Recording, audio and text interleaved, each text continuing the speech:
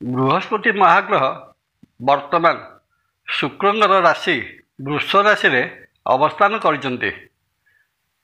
ଚଳିତ 2025 ମସିହା ମେ ମାସ 14 ତାରିଖ ବୁଧବାର ଦିନ ବୃହସ୍ପତି ମହାଗ୍ରହ ଗୋଚରରେ ମିଥୁନ ରାଶିରେ ପ୍ରବେଶ କରିବେ। ଜୟ ଜଗନ୍ନାଥ, ନମସ୍କାର। ମୁଁ ତପନ ଡାଇଜେଷ୍ଟକୁ ଆପଣଙ୍କୁ ସ୍ୱାଗତ। ଜାଣିବା ବୃହସ୍ପତି ମହାଗ୍ରହ ମିଥୁନ ରାଶିରେ ଗୋଚର କରିବା ସମୟରେ ବୃଷ ରାଶି ଜାତ ବ୍ୟକ୍ତି କ'ଣ ସବୁ ଫଳ ପାଇବାର ବିଶେଷ ସମ୍ଭାବନା ରହୁଅଛି।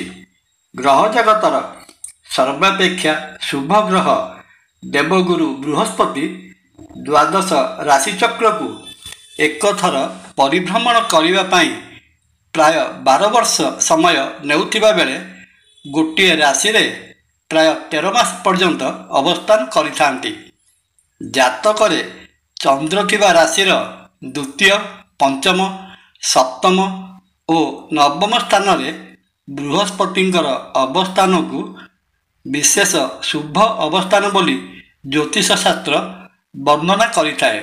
ଏଥିପାଇଁ ପ୍ରଚଳିତ ଏକ ଜ୍ୟୋତିଷୀୟ ଆପ୍ତବାକ୍ୟ ଜୀବେ ଦ୍ୱିତୀୟ ଧନଧାନ୍ୟ ଲାଭ ସୂତାର୍ଥ ଲାଭ ନବପଞ୍ଚକେଷୁ ଜାମିତ୍ର ସଂସ୍ତେ ବିପୁଳାଞ୍ଚ ଲକ୍ଷ୍ମୀ ସର୍ବେ ଏକାଦଶେ ଫଳଦା ଶୁଭ ଭବନ୍ତୁ।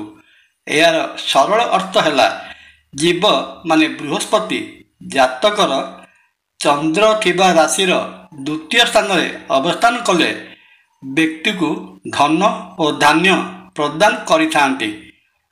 ନବମ ଓ ପଞ୍ଚମ ସ୍ଥାନରେ ଅବସ୍ଥାନ କଲେ ପୁତ୍ର ଓ ଅର୍ଥ ପ୍ରଦାନ କରିଥାନ୍ତି। ଜାମିତ୍ରମାନେ ଚନ୍ଦ୍ର ଥିବା ରାଶିର ସପ୍ତମ ସ୍ଥାନରେ ବୃହସ୍ପତି ଅବସ୍ଥାନ କଲେ ବିପୁଳ ଲକ୍ଷ୍ମୀ ଅର୍ଥାତ୍ ବ୍ୟକ୍ତିକୁ ବିପୁଳ ଧନ ପ୍ରଦାନ କରିଥାନ୍ତି। ସେହିପରି ଚନ୍ଦ୍ର ଥିବା ରାଶିର ଏକାଦଶ ସ୍ଥାନରେ ବୃହସ୍ପତି ମହାଗ୍ରହ ଅବସ୍ଥାନ କଲେ ଜାତକକୁ ସମସ୍ତ ପ୍ରକାର ଶୁଭ ଫଳ ପ୍ରଦାନ କରିଥାନ୍ତି। ତେଣୁ ମେ ମାସ 14 ତାରିଖ ପରେ ବୃହସ୍ପତି ବୃଷ ରାଶିରୁ ବାହାରି ମିଥୁନ ରାଶିରେ ପ୍ରବେଶ କଲେ ବୃଷ ରାଶି ପାଇଁ ଦ୍ୱିତୀୟ ସ୍ଥାନସ୍ଥ ବୃହସ୍ପତି ହେବେ। ବୃଷ ରାଶିର ଦ୍ୱିତୀୟ ଭାବସ୍ଥ ବୃହସ୍ପତି ଆସନ୍ତା 13 ମାସ ପର୍ଯ୍ୟନ୍ତ ବୃଷ ରାଶିର ବ୍ୟକ୍ତିବିଶେଷଙ୍କୁ ଆର୍ଥିକ କ୍ଷେତ୍ରରେ ବହୁତ ଶୁଭ ଫଳ ଦେବାର ପ୍ରବଳ ସମ୍ଭାବନା ରହିଅଛି। ଏହି ସମୟରେ ବୃଷ ରାଶି ବ୍ୟକ୍ତି ପ୍ରବଳ ଧନ ଉପାର୍ଜନ କରିବେ। ବିଭିନ୍ନ ସୂତ୍ରରୁ ଅର୍ଥର ଆଗମନ ହେବ। ବାକି ରହିଥିବା ଟଙ୍କା ହସ୍ତଗତ ହେବ। ବିଭିନ୍ନ ପୁଞ୍ଜି ଲଗାଣ ସଂସ୍ଥା, insurance, share market, bank, mutual fund ଭଳି ସଂସ୍ଥାମାନଙ୍କରେ କରିଥିବା ଆର୍ଥିକ ନିବେଶ ବହୁଗୁଣିତ ଲାଭ ଦେବ। ପୈତୃକ ସମ୍ପତ୍ତିରେ ମାଲିକାନା ସତ୍ତ୍ୱ ହାସଲ ହୋଇପାରିବ। ଦ୍ୱାଦଶ ରାଶିଚକ୍ରରେ ପରିଭ୍ରମଣ କରୁଥିବା 9ଟି ଯାକ ଗ୍ରହମାନଙ୍କ ମଧ୍ୟରେ ବୈଦିକ ଜ୍ୟୋତିଷଶାସ୍ତ୍ର ବୃହସ୍ପତି ମହାଗ୍ରହଙ୍କୁ ସର୍ବାପେକ୍ଷା ଶୁଭ ଗ୍ରହ ବୋଲି ଦର୍ଶାଇଥିବା ବେଳେ ତାଙ୍କର ଦୃଷ୍ଟିକୁ ମଧ୍ୟ ସବୁଠାରୁ ଶୁଭ ଦୃଷ୍ଟି ହିସାବରେ ଗ୍ରହଣ କରିଥାଏ। ବୃହସ୍ପତିଙ୍କର ଦୃଷ୍ଟି ରାଶିଚକ୍ରର ଯେଉଁ ସ୍ଥାନ ଉପରେ ପଡ଼ିଥାଏ ସେହି ସ୍ଥାନର ବିଶେଷ ବୃଦ୍ଧି ଘଟିଥାଏ।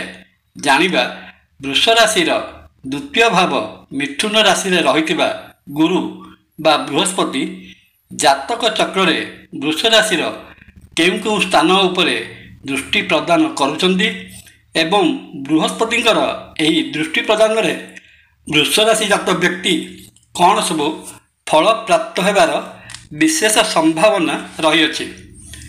ବୃହସ୍ପତି ମହାଗ୍ରହ ମିଥୁନ ରାଶିରେ ରହି ପଞ୍ଚମ ପୂର୍ଣ୍ଣ ଦୃଷ୍ଟିରେ ବୃଷ ରାଶିର ଷଷ୍ଠ ଭାବ ତୁଳା ରାଶିକୁ ଦୃଷ୍ଟି ପ୍ରଦାନ କଲେ ବ୍ୟକ୍ତିର ଜୀବନରେ ଧାଁ ଧପଡ଼ ଲାଗି ରହିବ।